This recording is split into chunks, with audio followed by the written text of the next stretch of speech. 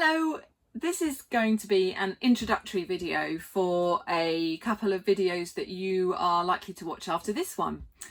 We had a really windy, stormy day a few days ago. I was out for a walk, and as I was walking across the field, we turned into the field, and the wind, it was so open, the wind, really strong, gusting wind, was driving across the field. And as I was walking through it, it really reminded me of what it feels like to be triggered. So I created a couple of videos to demonstrate and explain inside of that wind what being triggered is like, what it's about, how we tend to react and respond to triggers. And having made the video, I realized actually there was a few more things I'd like to pre-frame it with, and also to give you just a few thoughts about how you might use these videos to think about your own situations, your own triggers, your own emotions and responses in relations to either people, situations or environments that are triggers for you. So triggers are all unique to us as individuals, and what triggers one person is not going to be a trigger for somebody else. So a lot of our work is going to be about us individually recognizing and becoming more aware of those people, situations or environments that are triggers for us. And I explain a little bit more about that in the video coming up.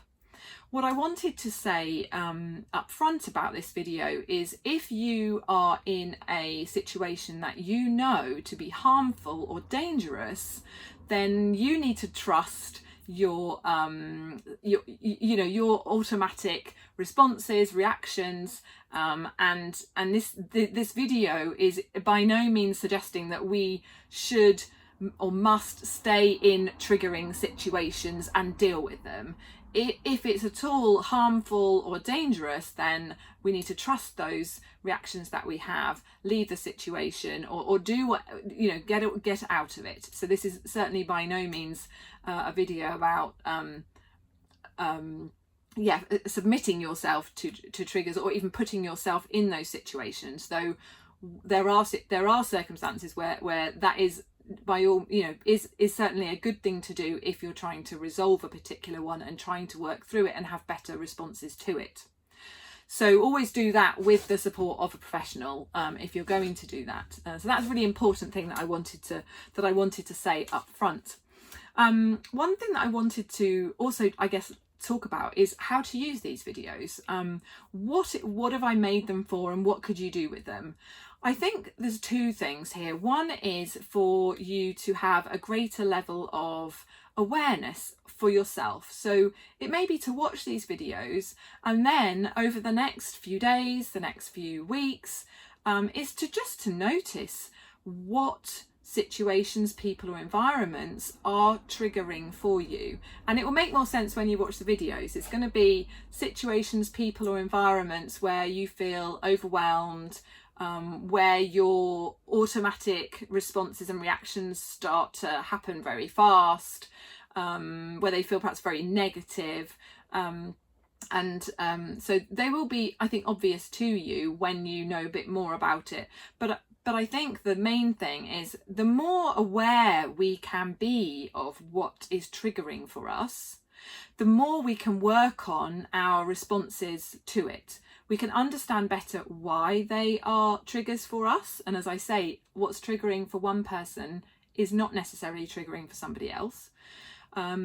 So having and growing your level of awareness about yourself and your triggers is really key. So that's certainly one action, one step you can take from these videos, is to begin to notice what the situations, people and environments are that are triggering. And beyond that, to actually be starting to notice what your reaction is. In the video, I'm going to describe 4 different reactions that happen in triggering situations. One is fight, flight, freeze and fawn or please. I'm going to describe those in the video, and you will be able to start noticing which of those you tend to use. It may well be that you notice yourself doing versions of those at different times. It may be that you notice yourself doing one of those reactions, and if it doesn't work, you try another one, and if it doesn't work, you try another one. So it's not that we all have one or the other. It may be we have a hybrid. It may be that we that we use one with one person and one with something else. So again, this is just really about you having more awareness of yourself. And why would we do that? Because when we're more aware, we can do something, we can take some action about it so that we have a different experience. Generally, when we're using these defense responses, these trauma and stress and triggering reactions that we have, it's because we're trying to get a different outcome. We're trying to get away from something, to avoid something, or to make something different happen. And so being aware of that and knowing how we're showing up, how we're reacting in these situations, gives us the chance to go a bit deeper, to understand what's really going on, and to, in a lot of circumstances, be able to transform this into a way of being and a way of responding that means that these situations, people and environments either trigger us less or even not at all. So that's the outcome that we can have as we begin to pay more attention. The other thing that I just want to talk about are some practices that we can use when we're really just to better equip ourselves so that we can cope better when we're in a triggering situation. And my hope would be from these videos and from this information that I'm sharing with you that you would be able to perhaps sow the seeds of these practices so that you will be able to handle triggers in a calmer and more healthy way. And again, those practices take time. It isn't something that we can adopt and we are proficient and masters of straight away. They're things that we do have to practice, and I would recommend practicing out of a triggering situation. The more we practice them when we're already calm and well and safe, when we find ourselves in a situation where perhaps we're feeling uncertain or unsafe or triggered, these practices are more available to us because we have been practicing them in a calm situation. So we can draw on them and use them more readily. If we wait only until we're in the triggering situation, those emotions really will take over, and it's very difficult for us to call on those practices when we most need them. So the practices that I would recommend to you are things like orienting, which you may or may not have heard of. And what I mean by that is practicing being in the present moment. And orienting can be as simple as paying attention to your breath. It could be as simple as paying attention to more closely to what is around you, using your senses, your sensations, either what you see, what you hear, what you smell, what you can touch. It's really bringing us to the very present moment. And even right now, I can bring myself more into this moment with you in this video by tuning into the cars that I'm hearing go past me, behind me on the road. I can hear the trees even that are scratching a little bit on the window here. I've got the smell of the caravan that I'm in today, in my coaching caravan. And just bringing my awareness to those sensations through my senses allows me to be very much more present to you. And the same is true then when we're in a triggering situation, to be able to, we're often being triggered by perhaps some past event or worrying about what's going to happen, and actually coming back to the present moment. So that is a really helpful practice to be using at any time, so that you can call on it when you need it. Breathing too. The other one is just self-talk, how we're talking to ourselves and having more positive, more healthy self-talk and conversation within ourselves. It's a really good habit to get into, to be having healthier, more affirming, more validating words inside of yourself that you give yourself. Then when we're in a triggering situation, when those really fail us and we're often the conversation inside of us is very negative. And again, because we're more familiar with that language, with those words inside of ourselves, we're able to draw on them and use them when we most need them.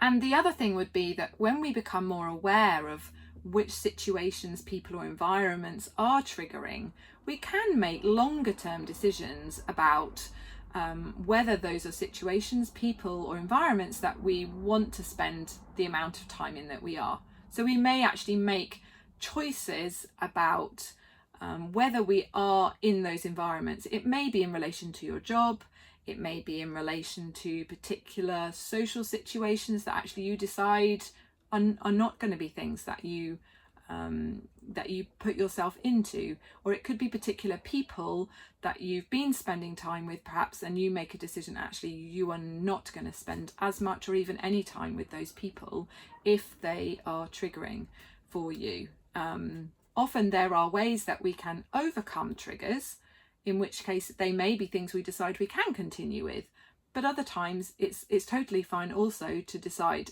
actually I've worked on that and it's actually still not good for me, not healthy for me, and we make a choice.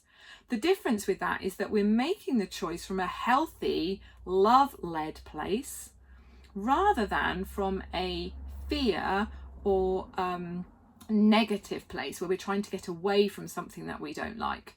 Instead, we've made a healthy and calm choice about what's good or not good for us, rather than something that we just want to get away from because it's just too scary or too overwhelming or too triggering. So the other thing that I wanted to add before you go ahead and watch this video of me in a field with very gusty winds is to just think about our capacity. And you will already, I'm sure, be aware of perhaps your energy levels, and just recognizing that if we move into or find ourselves in a triggering situation, our capacity to handle that situation is going to be very much influenced by our capacity at the time, like how much energy we have and what our capacity is to handle it. So even if it's a certain time of the day or there's lots of things that affect our capacity, whether, so that's a whole area. But again, something for you to think about is what your capacity is. And also if you've been in a triggering situation, that often will need recovery time because you will have used energy and you will have used your capacity. So it's really important to give yourself time and space after you've been triggered to regain some energy, to recover, to re-establish and re-regulate your system, to process any emotions that has brought up. Often we can just move straight into the next thing or push those things down, and it's really important that we process that and actually recover well and regulate back into ourselves before we move forward. If we don't do that, we end up in a sort of cycle or in an accumulation where we just keep taking that forward and forward and forward, and it just gets worse and worse and worse. So I will leave you now to watch this video about triggers, and if you have any questions at all from watching the video, this one or the ones to come, anything about triggers, wherever you're watching this video, just drop me a line, pop a message underneath, and I'd really like to be able to assist you in whatever way I can. See you soon.